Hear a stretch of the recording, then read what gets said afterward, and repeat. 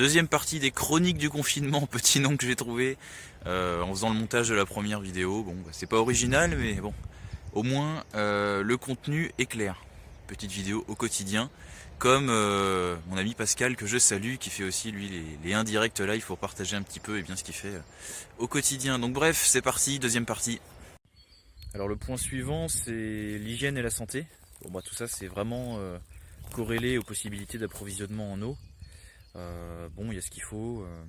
Comme j'ai la chance d'avoir le van qui est assez aménagé, j'ai de quoi eh bien pouvoir prendre des douches régulières avec mon installation très légère que je vous avais présentée. Ouais, donc la douche, les toilettes sèches, bon bah ça change pas, hein, ça va bien.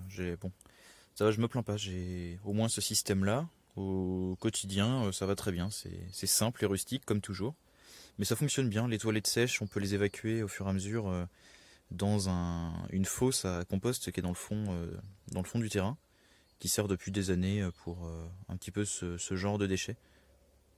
Et après pour ce qui est de la santé, bah bien sûr, comme on dit souvent, hein, la santé c'est dans la tête, c'est dans l'assiette.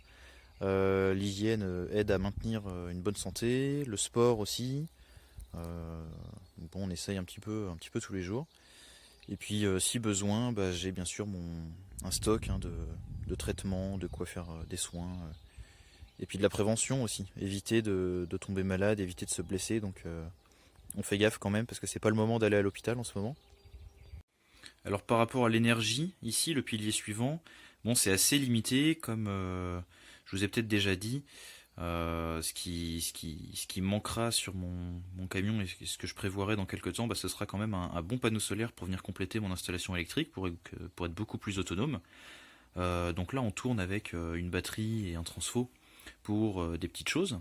Mais en plus de ça, eh bien, il y a mon système léger que je vous avais présenté, powerbank, petit panneau solaire, etc. Mon petit poste pareil mobile. Avec tout ça, bon bah ça suffit ça suffit à nos besoins en énergie. Après, les besoins sont assez limités, hein, c'est juste pour l'éclairage et la communication, les téléphones, l'information.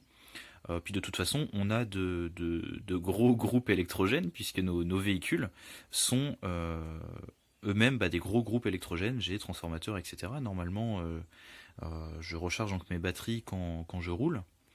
À chaque fois que je roule, ou si par exemple, voilà, ça m'est arrivé d'aller en course, en approvisionnement, eh bien j'en ai profité pour recharger mes batteries sur le trajet, puisque le moteur tournait. C'était l'occasion de se servir de cette énergie qui est disponible. Donc on a un petit stock aussi de carburant, en plus d'être parti avec le plein. Donc avec ça on a déjà de quoi tenir un moment. Et puis bien sûr bah, donc mon petit panneau solaire pliant de 28 watts.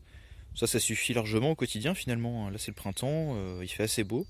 Ça suffit chaque jour à recharger un powerbank, le téléphone portable, etc. Donc les besoins en électricité sont contenus.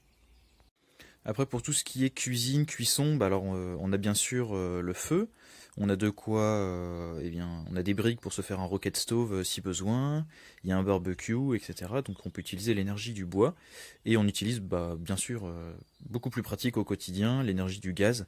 Donc on a une cuisine d'extérieur avec une bouteille de butane avec donc une cuisinière. En plus de ma cuisinière, ma plaque à gaz et ma bouteille de gaz que j'ai déjà dans le van, donc doublon à ce niveau-là avec des bouteilles de butane de 12 kg.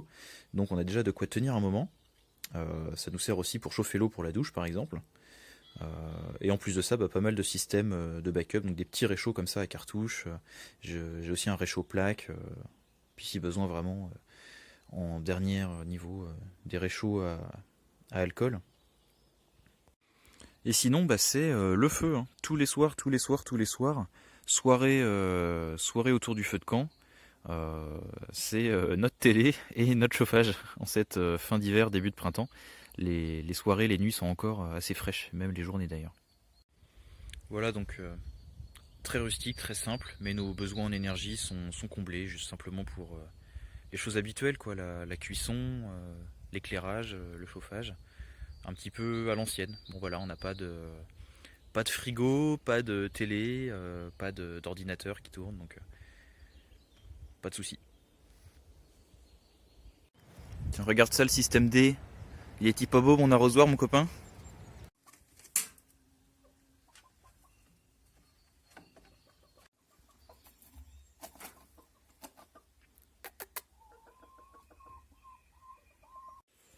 Bon, aujourd'hui on est J11 du confinement. Bon bah on a notre petite routine.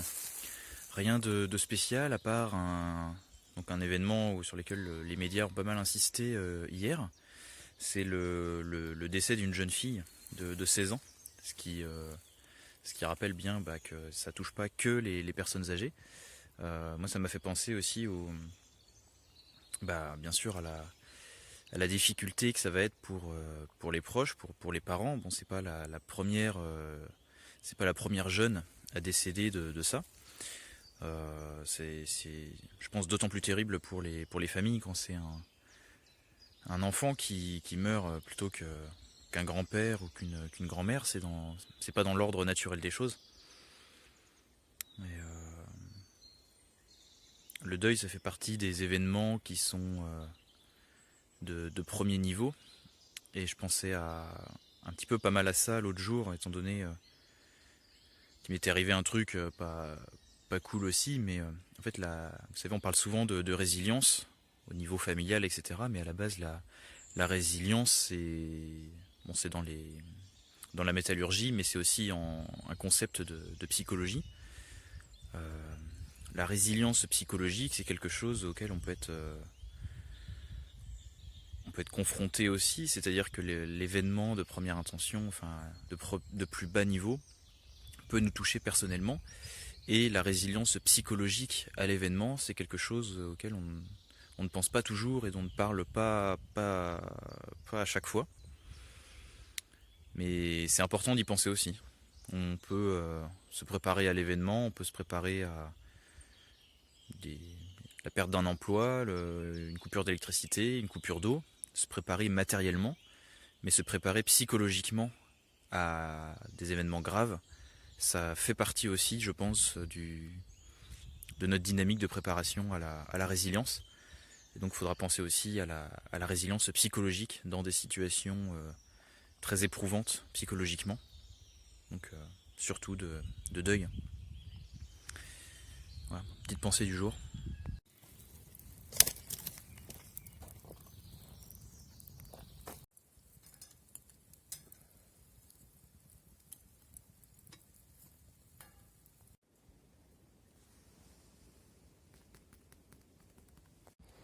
Bon, en attendant le printemps, commencer quelques semis. Donc là, petit stock de graines. Les stocks de graines, c'est aussi important que les stocks de munitions, hein. C'est vraiment du consommable indispensable. Donc là, il y a un peu de tout, surtout du radis, des plantes, des plantes potagères, un petit peu de plantes aromatiques. Donc là, aujourd'hui, j'ai fait un petit peu de salade et de tomates. On verra ce que ça donnera au printemps, hein.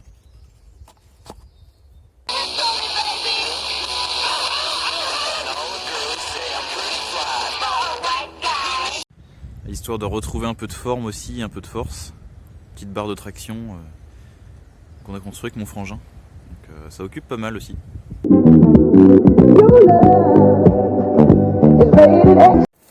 Bon bah là c'est lessive, donc système D à la main évidemment.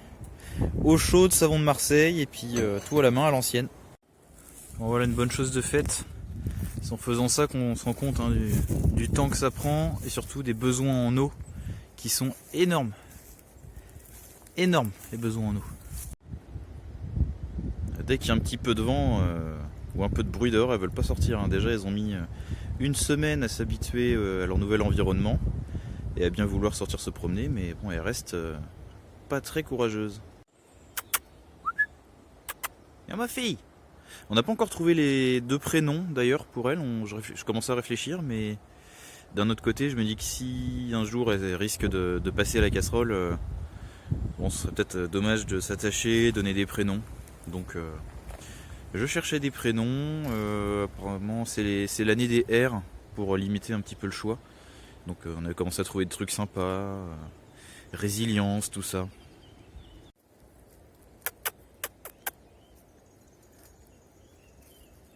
Alors les filles, on descend pas aujourd'hui? On va pas se promener dehors? Là, la grosse noire, on avait hésité à l'appeler Rokaya, mais je me suis dit que ça se fait pas. Oh bah elles occupent bien, hein. Elles occupent bien les gamines. Bon voilà, bah là on est J15. Bon, on s'y fait, hein. Le temps passe doucement, à voir si ça dure 30 jours ou 45 jours. Avec le temps on va commencer à se faire chier, mais bon. Comme on a toujours de quoi s'occuper, le jardin, les poules, tout ça, on va agrandir le jardin. On va faire de la pomme de terre, je pense. On a les plants à planter là. On va faire de la patate sous gazon, sous but. Faut pas trop se faire chier. Donc voilà, bah, je vous dis à très vite pour l'épisode suivant.